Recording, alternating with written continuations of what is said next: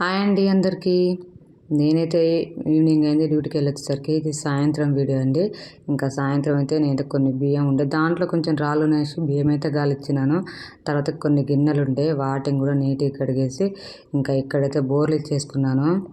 తర్వాత రూమ్ మొత్తం చెత్త చెత్తగా ఉంది. పిల్లలు పొద్దున్న దాకా ఆడుకుంటారుగా, మళ్ళీ అలాగే పిల్లలకి ఒక్క పూట బళ్ళు కూడా స్టార్ట్ అయినాయి కదా, మధ్యాహ్నమే వస్తారు. ఇల్లంతా చెత్త చెత్త చేస్తున్నారు.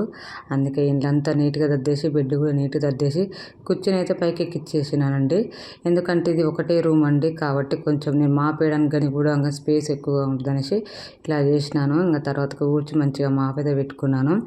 ఇంకా రేపు పొద్దుగా టిఫిన్ కోసం అయితే నైటే ప్రిపేర్ చేసుకుంటాను. దానికోసం పల్లీ చట్నీ చేస్తున్నాను.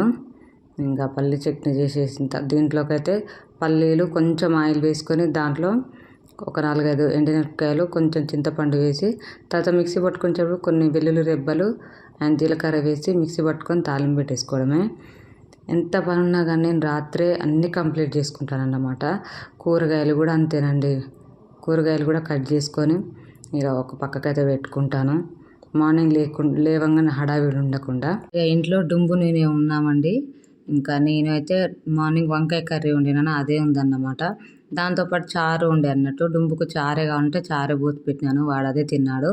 ఇంకా తర్వాత మేము తిన్న గిన్నెలు కూడా ఉంటాయి కదా, ఇంకా వండిన గిన్నెలు ఉంటాయి కదా, మొత్తం నైటే క్లీన్ చేసుకుంటాను. అది ఎంత పని ఉన్నా సరే నైటే క్లీన్ చేసుకుంటాను.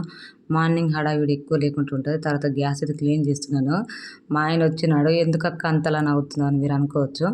మా ఆయన వచ్చిన తర్వాత డుంబు స్పీడ్గా మొబైల్ అడిగినానంటే ఎందుకు రా అంటే అమ్మ సెల్లో ఛార్జింగ్ లేదు డాడీ, అందుకే నీ సెల్ ఇవ్వా అన్నాడు.